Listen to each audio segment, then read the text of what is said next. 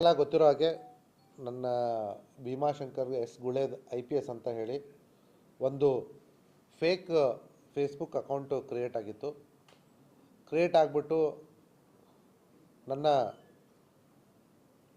ಗೆಳೆಯರಿಗೆ ಮತ್ತು ಇತರೆ ಅಧಿಕಾರಿಗಳಿಗೆ, ಅದರಲ್ಲೂ ವಿಶೇಷವಾಗಿ ನಮ್ಮ ಬೆಳಗಾಂ ಜಿಲ್ಲಾ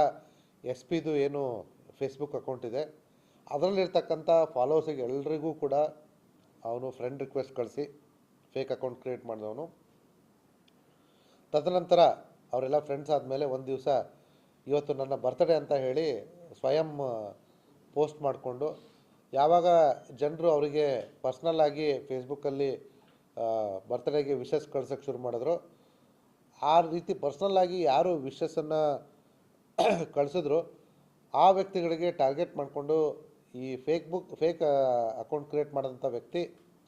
ನನ್ನ